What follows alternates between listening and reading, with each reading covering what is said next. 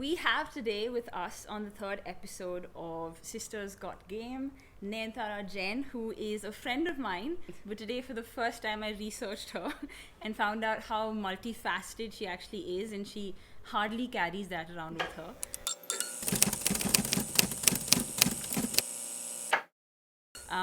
So you are a scuba instructor. This I learned in the funniest way.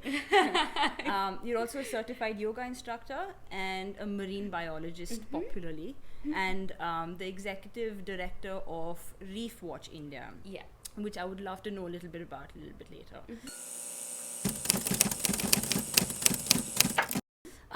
So I know that anyone who's ever interviewed you or anyone who's been interested in your story asks you the same thing: how did you get started, what was the inspiration and stuff. And I would encourage anyone watching this, listening to this, to go find out about your story in their own time, because there is a lot to dig up. I want to know a little bit about how you're balancing your city life with, you know, being also on the island doing what you're doing, and how that's split in a year. How are you spread out between the two places, and what is that balance like for you? So I think that balance has sort of evolved a lot. At the very beginning of my work with Reef Watch, which now was about 10 years ago, I used to spend, maybe 8 months on the island and then only a couple of months here on the mainland. But now it's become much more like maybe I spend in total about 3 to 4 months there, but that's broken up through the year. And the rest of my time I'm here in Bangalore, but we've also now started field bases. Reef Watch has started field bases in Goa and the coast of Karnataka, and we're always recceing new places like the coast of Gujarat, and so I do have a lot of travel involved as well. But I really like it, because I think I feel like I get the best of both worlds. And By the way, I envy you for that so much. So island life is so different from here. It's like there's almost no connectivity. Now, like, a BSNL phone works there. Before, there wasn't even that. Like, we had a landline that worked maybe 4 days a week, so it's very different. There's very limited connectivity. There's, a much smaller group of people that you interact with. Of course, you get to spend a lot more time in nature, in the ocean, in the forests, all of that. So it's very different from here. But I feel that now, since I go back and forth so much, it doesn't even take me a day to get used to it one way or the other. Earlier I needed like a 3-day settling in period wherever I went, and now I don't. So I think it's something that I really enjoy about my work, because I get to be on the islands where, when you're in nature, I think you really kind of come back to what's important, like your priorities kind of get realigned. You feel you're in such a vast space, I think, that you just feel really not small, but the context is better, I think. And so I think so that's there. And then when you're here, it's nice to have all of this, like, friends and city life as well. So Nice. So obviously, exactly like you said, I can imagine in the island life, whatever, brings you so much closer to nature, right? And then you have the city life, which is all the hustle and bustle, humans actually more than anything. For you, do you obviously human interaction must be significantly important as well, which you also have on the island to some extent. You have a team working over there, correct? So if given a choice, what is your preference? Or is it that you don't have a preference at this point in life, at least? And that changes. I understand that changes as well, as time goes on.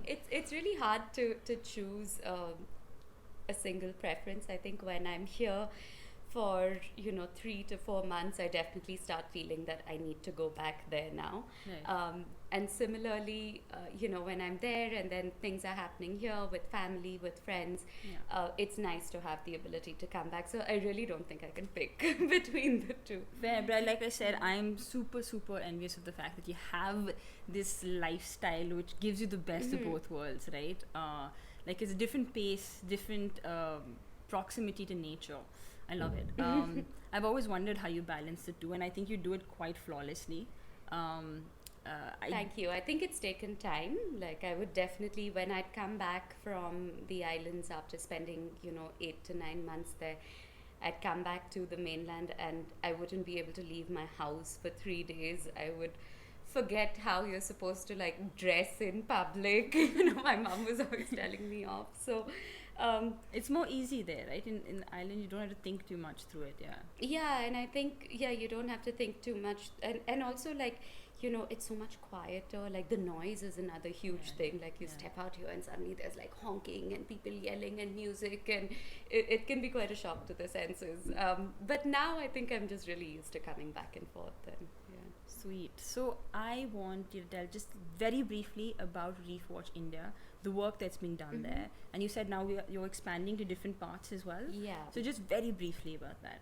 So Reef Watch is basically a not-for-profit that's focused towards marine conservation in India.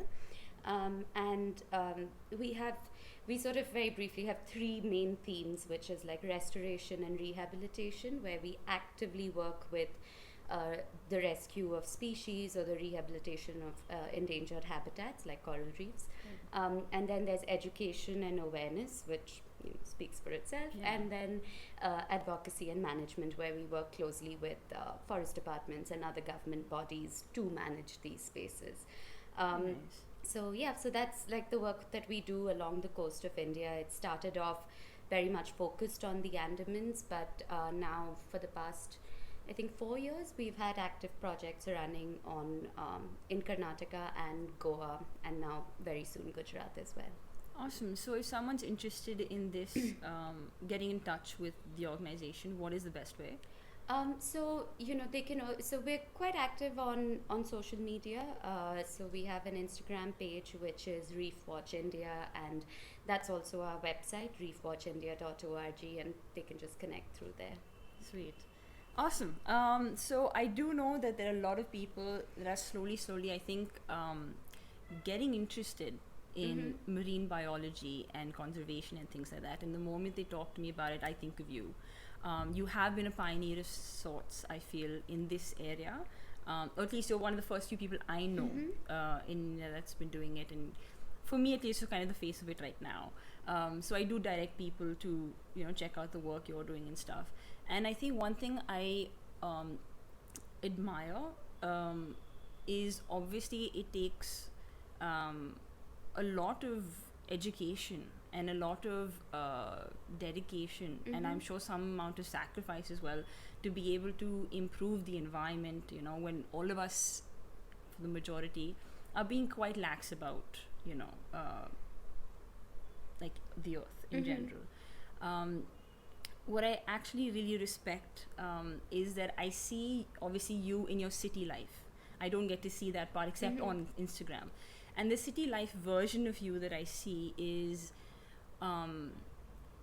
even though you're doing so much for the planet, I think that the city life version of you also shows me how much you're investing in yourself and your health. I know how regular you are with your trainings, and you train with the beast, my partner Shweta Sabaya, and you do it on a regular basis. And then also on top of that, you're a certified instructor in yoga, right? So for you, what I really like is that you're doing so much for the planet in through your organization, all the other endeavors, but then you also sort of take out the time to invest in yourself. And I think that's beautiful. Thank you. Not everyone can strike that balance or, be able to do both.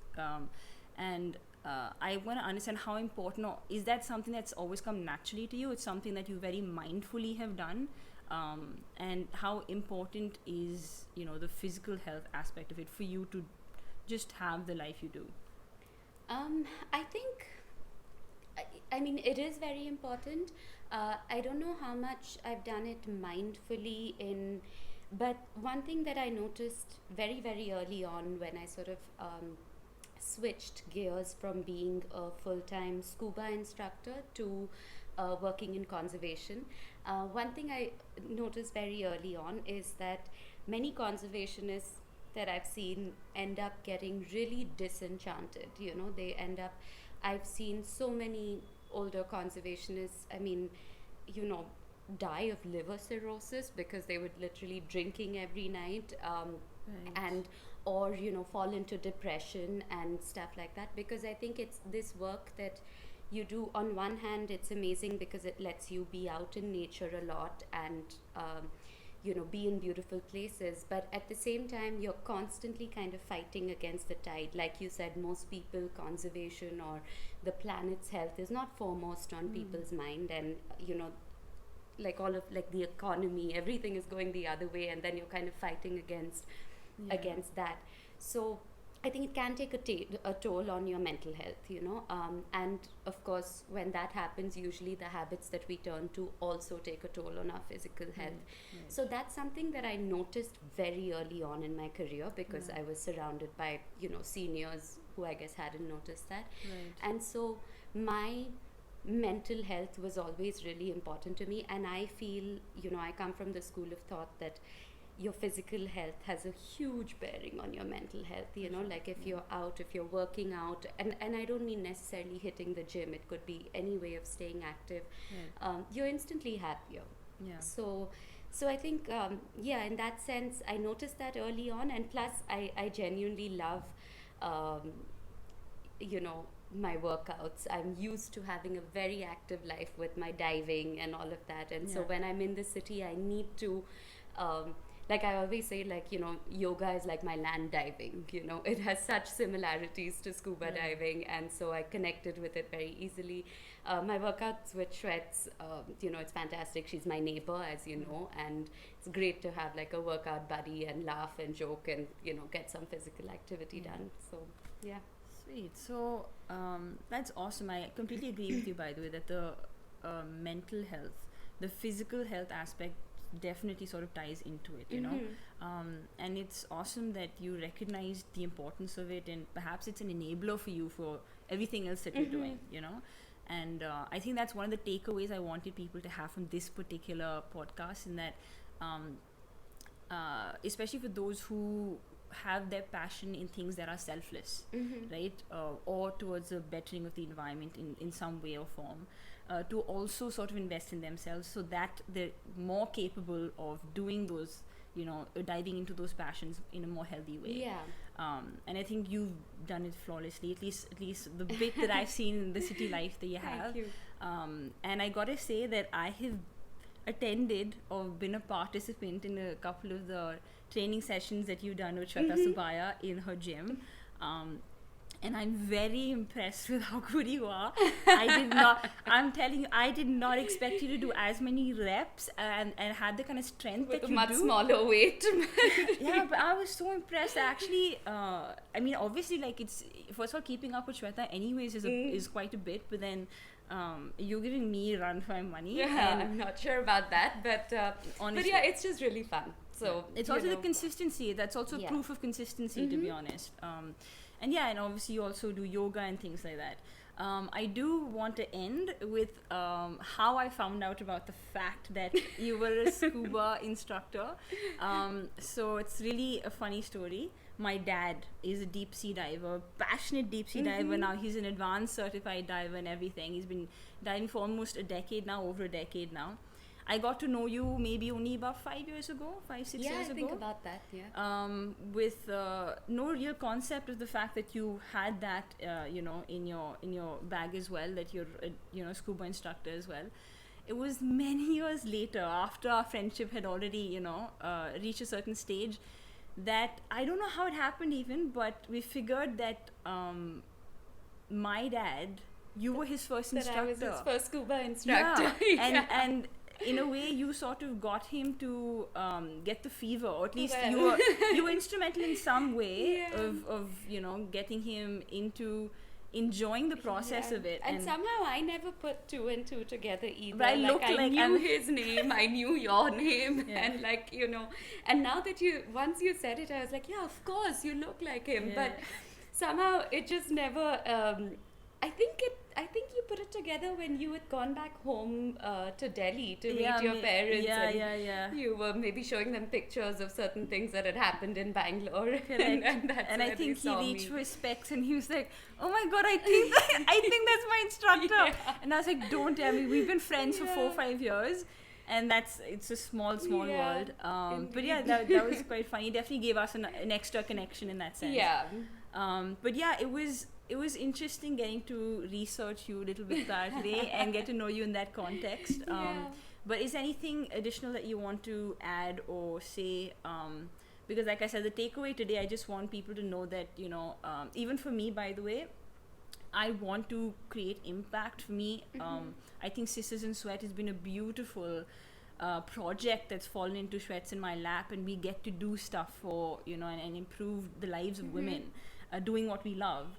And it is in that sense an investment in other people, but then not to forget the investment in yourself. Yeah, right? I mean, I think one thing that I would like to say is also that I think when people see this work, often they kind of look at it as, you know, words that you use like selfless or doing something for the planet, or, and I'm sure people have said that to you, you know, you're doing something for the women of India, which you are, and which Reef Watch is doing for the planet. But I think at the heart of it for me, whether it's with my work, whether it's with my fitness, it all comes from like a lot of love and passion for what I do, you know, and so it really doesn't feel selfless at all. In fact, everything feels like an investment in me, or at least everything feels like joy. And I think that's really important to kind of try and integrate as much as you can, whether it's in your work or in your fitness regimen or in just, I don't know, hobbies and life and stuff like that, to have something there that you really, really enjoy, and, you know, to just do it with that kind of love and joy. I think that's the real...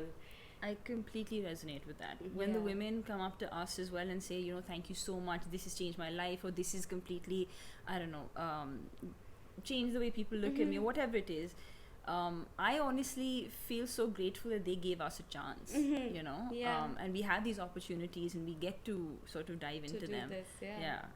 So yeah, it's I totally resonate with that. Yeah.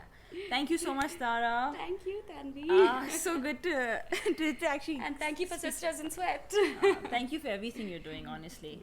For everyone who's listening in and watching, you can also follow Tara on her Instagram. She's, I think, more active than I am actually right now.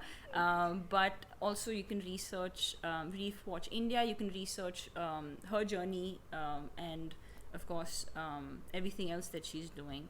And yeah, I am so proud of you. Really. Thank you. Awesome.